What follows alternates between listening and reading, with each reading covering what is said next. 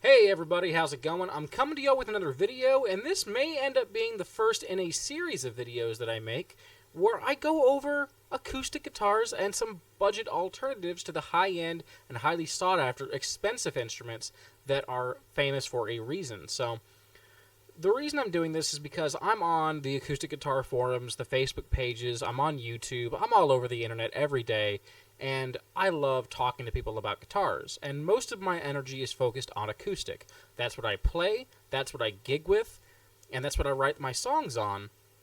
And so I tend to engage with that crowd of people more so than anything. And at least once a day I'll see a post, hey, I would really love to own a Gibson J200, but I can't afford it. What are some budget alternatives? Hey, I'd really love to own a Martin D18, but I can't afford it. What are some alternatives? And seeing all this got me thinking, why don't more people make videos, or at least Facebook posts, kind of helping people find alternatives and show them the differences between the guitars and kind of talk about why it might be a good substitution? And the Gibson Hummingbird is the one I wanted to start with because it's kind of a unique case. Alongside the Gibson Hummingbird, the Gibson Dove and Gibson J200 kind of fit into this role as well, where, yes, people want that feel and that sound, but it seems like more than anything, people want that look. They want that vibe. They want that aesthetic that is the Gibson Hummingbird, because it is such a beautiful and iconic-looking guitar.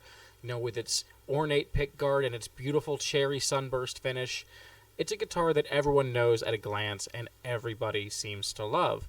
But it's a $4,000 instrument as of the time of this recording to buy one new. $4,000. That's a lot of money. And maybe you don't have $4,000. Or maybe you do, but you don't feel like it's justifiable to spend that much on an instrument. Or you don't feel like it's justifiable to spend that much on an instrument when you're not skilled enough for it yet. You don't feel like your skill level is at that point. Or maybe you just don't want to drop $4,000 on an instrument, and then after you pass on, leave the guitar behind to your sons and grandsons, just to have someone eventually sell it down the line for $14 so they can buy some ramen while they're in college. There's all sorts of reasons why you may not want to drop this much money on a guitar. So I do feel the need to state that no, nothing on this list is going to, quote, beat the Gibson Hummingbird overall. Nothing will hold its value like the Gibson Hummingbird. Nothing will make as good of a family heirloom as the Gibson Hummingbird, and very likely nothing will sound quite as good as the Gibson Hummingbird. That can be contested because there is at least one guitar on this list that I think is a damn good comparison and is very close, and some others that I haven't played personally, but I've talked to folks who do, and some people swear they actually sound better. So it's always up for debate. Tone is subjective, but the point of this is to show you some options that are like a Gibson Hummingbird that you can afford or justify spending money on. So first, let's go down the list of specs, because I want to get all the competitors at least somewhat close to the Hummingbird. So you need to know what it's built from. We have a solid Sitka spruce top, solid mahogany back and sides, a mahogany neck, rosewood fingerboard, a rosewood bridge, a bone nut and saddle. It's a made in the USA guitar, and the price is $4,000 freaking dollars. Okay? Now, some of these have electronics, some of these don't. I didn't feel the need to specify the electronics included in each guitar because, honestly, sometimes it changes year to year. And if you're just playing at home and you're not really doing anything with it, you're not gigging with it, the electronics won't matter. And chances are, if you are gigging with it, you're probably going to rip whatever electronics are in any of these guitars out to put in your preferred system because you know the sound you like. So it really doesn't ultimately matter all too much. This isn't exactly a guitar that is going to be bought by someone who is going to the local bar, although its budget alternatives very well may be. So now that we have that all out of the way, let's start with the Dorado Model 5966 by Gretch. This is kind of fun because this guitar does the job of emulating the overall vibe of the Hummingbird, but while also maintaining kind of a unique appearance as well. Like, as we go back and forth between these guitars, we do see, yeah, there's very clear inspiration here, and it captures a very similar feeling, but it's also standing on its own 2 feet a little bit. Now, I know some folks will see the materials, the laminated spruce top, the laminated mahogany back and sides, and think, okay, instant pass, I wouldn't love one of these things. But please keep in mind that not all laminates are created equal. I really should make a video talking about the different kinds of guitar laminate, because there's a wide variety out there. Some are great, some are trash.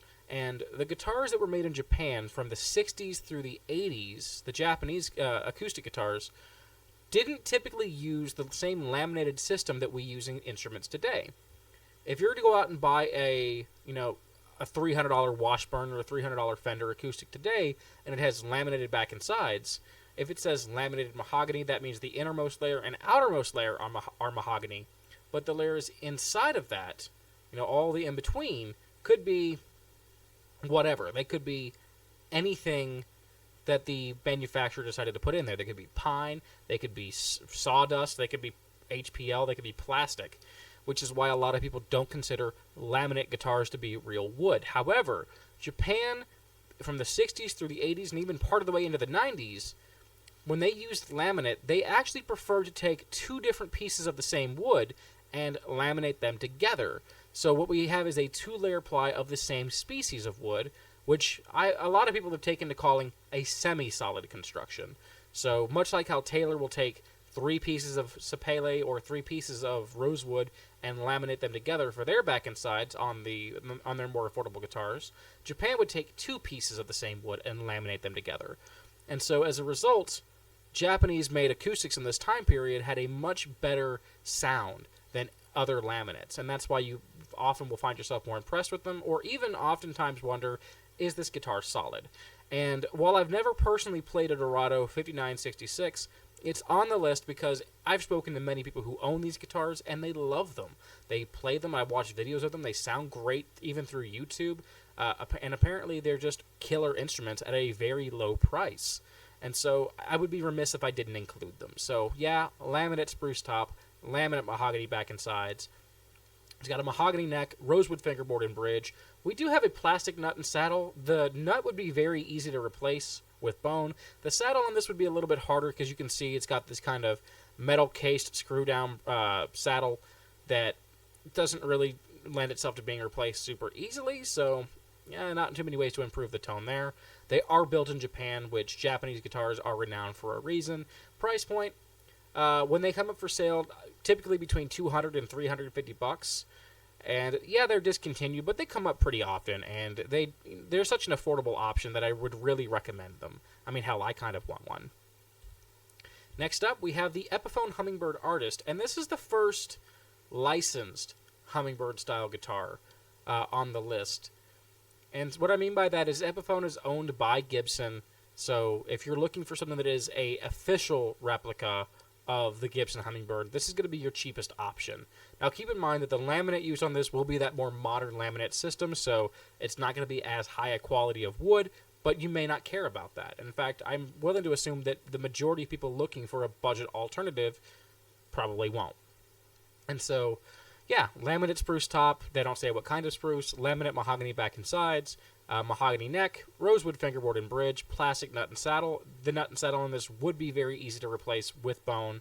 It's made in China. They are also discontinued, but they pop up for sale between $200 and $400 fairly often. What I would say if you buy one of these guitars, and I have played one, they're not bad, would be to replace the pickguard with it if you want that full Hummingbird look, because this is a pretty shrunken down pickguard. Just take that off and put on like a $30 aftermarket pickguard from Amazon. You can get them as thick and as authentic looking as possible for not very much money. And that would bring this to be much closer to the real deal. So not a bad option. Next up, we have the Yamaha FG 295S. And this reminds me a lot of the Dorado. Because, yet again, we're capturing that same overall feel of the Hummingbird, but we're also staying unique. We're, not a one-to-one copy with this. And this is also a Japanese-made guitar. I do feel the need to point out that even though it has S in the model number, no, that does not mean that it is a solid top. I've done a lot of research into these, and nothing I found indicates that it's a solid top. What it is the same Japanese semi-solid laminate construction that the Dorado was. So, the best kind of laminate you can possibly get. So we have a laminate spruce top, a laminate mahogany back and sides, mahogany neck, rosewood fingerboard and bridge, plastic nut and saddle. Yet again, super easy to replace with bone. Made in Japan, long since discontinued. These were made from like the 60s through the 80s, I believe. But they do pop up fairly often for as low as $300 to $450 on average. The absolute top end, I've seen these for $600. And this is another instrument that people just absolutely love. So it's a great budget alternative to the Gibson Hummingbird. I'm going to go ahead and take a drink real quick. Moving on, the Epiphone Hummingbird Pro. So this is our next officially licensed option.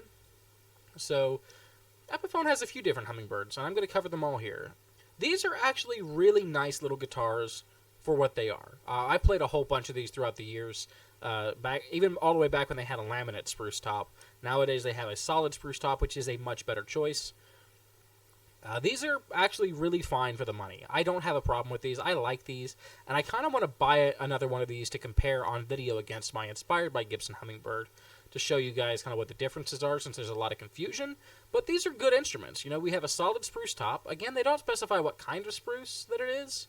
I would assume it's probably going to be Sitka most of the time, but who knows. We have laminated mahogany back and sides, so the modern laminate system. We have a mahogany neck. The current versions use a Pau Ferro fingerboard and bridge, but if you get an older one, it might have rosewood. Yet again, we have a plastic nut and saddle. Super easy to swap that out with bone and get a huge upgrade on tone. These are made in China. They used to be made in Indonesia. The Indonesian versions were a little bit better in quality, so if you can find one of those, go ahead and grab it. If you find these things used, I've seen them used as cheap as $250, and that's just a steal. $450 to buy one brand new. These are a solid option if you're on a budget. The next one we have is the AMI DM SG5, or everywhere else in the world, if you're not in the USA, it's known as the Sigma DM SG5. And there's a slight difference between the American version and the version sold everywhere else, and that is the pickguard. You can see the American version has this hummingbird-shaped pickguard, but there's no illustration on it. The ones sold under the Sigma brand will actually have hummingbirds on them. So keep that in mind. These are fantastic guitars. These are absolutely incredible. And if you're wondering, yes, it is a noticeable upgrade from the Hummingbird Pro from Epiphone, despite having very similar materials. So we have a solid Sitka spruce top, laminated mahogany back and sides. Again, that'll be the modern lamination system. Mahogany neck, micarta for the fingerboard and bridge, which, if you don't know what micarta is, it's the same thing as Richlight that Martin uses. Richlight is a brand name for micarta. Essentially, it is several layers of either paper or canvas or another material that are soaked in epoxy and compressed under very high compression to form a very durable piece of synthetic material. We have a bone nut and saddle, which is, again, a huge upgrade over plastic, so it's nice this comes stock with it. These are made in China. They sell for between $550 to $650. It kind of depends on the retailer, but $650 seems to be the top end. And they're amazing instruments. I love AMI/Sigma. They're great guitars, and this is actually one of the best ones I have personally played from their lineup. So, yeah, these are a great option, and they're damn gorgeous, too. Next up, we have the Elite, made by Takini HM25. Now, these are cool. These were never made for the American market. These were made specifically for the Japanese market, and so they don't come up for sale in the U.S. very often. They have a solid spruce top. They have that Japanese semi-solid laminate construction for the back and sides of mahogany. Mahogany neck, rosewood fingerboard and bridge, a bone nut and saddle, obviously made in Japan. These are also discontinued, but they do come up for sale, not as often as the others, but from time to time, and they sell for between $650 to $750. And in that price range, I mean, it's really hard to go wrong. Takini makes a really great acoustic, and these are essentially the same quality as the other, quote, lawsuit-era Takaminis. So if you have, like, the 349 or the 341 or any of those other, old-school Martin copies, Guild copies, and Gibson copies Takini makes, this is right alongside the rest of them, and it's a great option. The next one we have is another guitar from the lawsuit era, and that is the Ibanez Concord Model 684. This one's a bit of an interesting one. It's probably my least favorite option on the list, just because of the price against materials you get. So we have that Japanese semi-solid laminate construction for the spruce on the top and the mahogany on the back and sides. We have a mahogany neck. We have a rosewood fingerboard and bridge, but again, we have this stupid screw-down system for the saddle, which I don't like. It makes it very hard to replace the plastic saddle with bone, because yes, the nut and saddle are both plastic. They're made in Japan. They are long since discontinued, but they do come up for sale from time to time. The lowest I've seen one for sale in recent history was $650. $1,000 is the top end. I'll be completely honest with you guys. I wouldn't pay either of those prices for one of these, but if you can find one for around $500 or less, then it's definitely an option worth considering. It is a quality guitar from the lawsuit era. It is a Japanese-built guitar that is of quality. It's just, at this price level, we can do so much better than the Concord. Next, we move into the Epiphone Miranda Lambert Bluebird Studio Bluebonnet. What a freaking mouthful. Essentially, this is going to be kind of a mid-step between their Hummingbird Pro and their inspired by Gibson Hummingbird. And it's meant to be a budget version of the Miranda Lambert signature guitar. So, kind of interesting. We have a solid Sitka spruce top. We have layered mahogany back and sides. This is a specific kind of laminate, and it's the kind used mostly by Taylor and Blue Ridge, where they will take 3 pieces of the same species of wood and laminate them together to form the back and sides. So it's not quite as good of a laminate system as the Japanese semi-solid laminates, but it's better by a landslide than the more typical modern-day laminate system, where you could have as many as 15 layers, and only 2 of those layers are the wood they're claiming it is. So it is a good system. It is a quality construction. We have a mahogany neck, an Indian laurel fingerboard and bridge, a bone nut and saddle. These are made in China, and they sell for $800. These are kind of cool because, it's a hummingbird, but it's not a hummingbird at the same time. I would call this a mockingbird because it's obviously meant to emulate that Texas feel. We have, what is clearly a mockingbird silhouette on the pickguard, and we have the Texas state flower of blue bonnets. The mockingbird is the Texas state bird. Miranda Lambert is from Texas, so all of that makes sense. Very cool guitar. It still has that hummingbird vibe, but without technically being a hummingbird. Next up, the Inspired by Gibson Hummingbird. I have a full review on this guitar, as does everyone else on planet Earth. They're great. They're absolutely great. And in my review, I noted that I think these are about 90% as good as a Gibson Hummingbird, because that's been my experience. I've played a bunch of these, and I've played a bunch of Gibson Hummingbirds, and in terms of sound, they are super, super close. The feel is different, the weight is different, but the sound is extremely similar. So solid Sitka spruce top, solid mahogany back and sides. We're finally moving into all solid construction. Mahogany neck, Indian laurel fingerboard, Indian laurel bridge, bone nut and saddle. They're currently made in China. The older versions were made in Indonesia. I would recommend getting an Indonesian-made model if you can. They are just of better quality overall than the Chinese versions, but either way, they're worth it. They're all good instruments nonetheless, so you can't go wrong. $850. Yeah, it's a great instrument. Next up is the Sigma DM SG5. Unlike the AMI version of the previous AMI/Sigma on the list, these are actually only sold outside of the USA, so you can't buy one from a US retailer typically. You can import them, though. These are essentially going to be an upgraded version of the previous AMI Sigma in every way. So solid Sitka spruce top, solid mahogany back and sides, mahogany neck, ebony fingerboard, and ebony bridge. Love to see that. Bone nut and saddle. They are made in China. They're priced between $1,100 and $1,300, so they are kind of expensive. But when you take into consideration everything you're getting, it's something worth considering. I haven't personally had hands on this exact model to play it, but having played the version with laminate mahogany back and sides and being blown away by it, because that version's legitimately very close to even the Epiphone inspired by Gibson Hummingbird, I could imagine this would be possibly even better than that Epiphone. I really have no hard time believing that. Sigma's a great company. And next we move into another licensed by Gibson Hummingbird option. This is the Orville by Gibson Hummingbird. So Orville's kind of a weird company.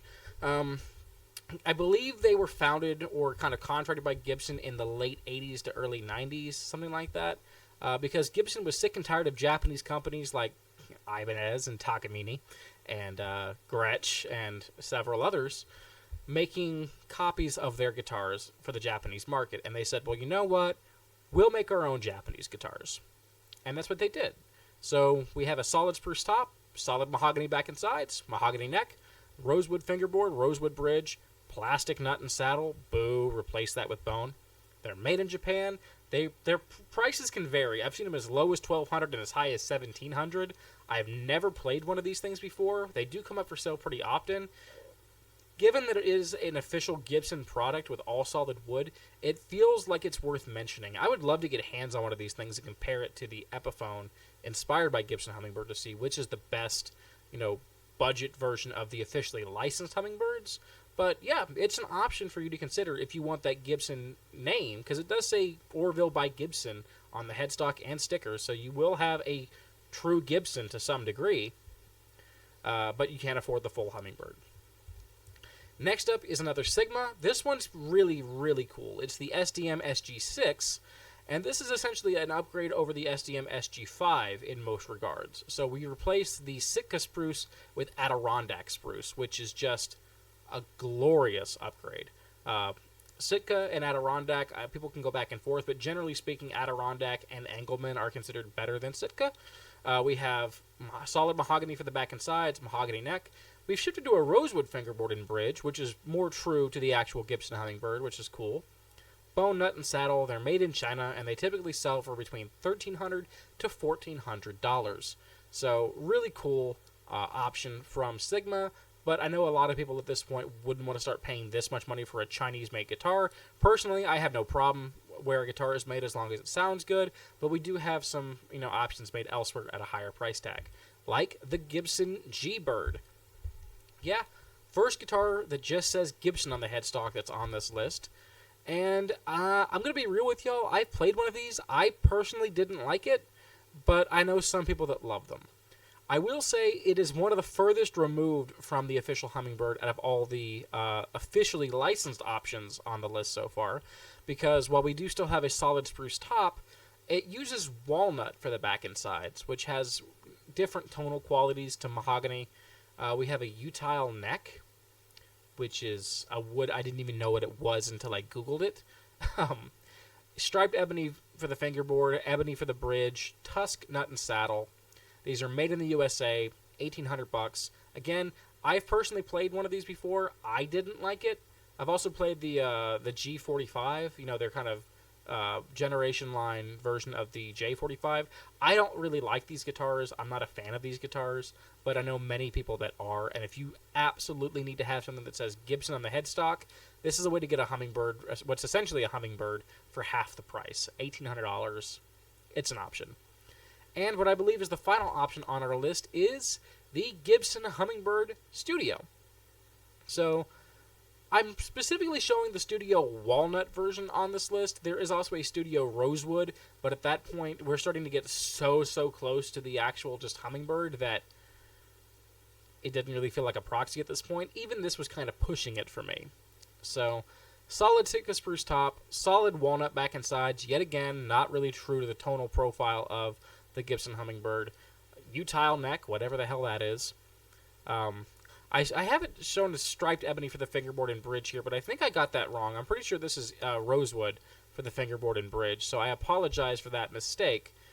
Tusk, nut, and saddle. It's made in the USA. Price is between $2,200 and $2,600. So, by far, the most expensive option on the list. Personally, I haven't ever had hands on one of these to play it, but if it sounds similar to the Gbird, I wouldn't recommend it myself, but that's just me. Maybe you played one of these things, or you have the opportunity to play one of these things, and you'd love it. In which case, yeah, maybe it's worth that $2,200 to $2,600 price tag for you. For me, I would personally stick between the two that I know the best, which would be the Epiphone inspired by Gibson Hummingbird and the AMI DM HE5. These are the ones I have the most experience with. I've played some of the others, but these are the ones I know to be really, really, really good. And I would imagine that the upgraded version of the AMI, being the SDM SG5 and the SDM SG6, would just be strict upgrades from the previous. So, yeah, that is my kind of proxy alternatives to the much-beloved Gibson Hummingbird. If you enjoyed this video and would like to see more in this kind of style and series, let me know in the comments down below, and let me know what guitar you'd love to see budget alternatives for covered. I'd be happy to make the video. So, until then, I'll see you later. Peace.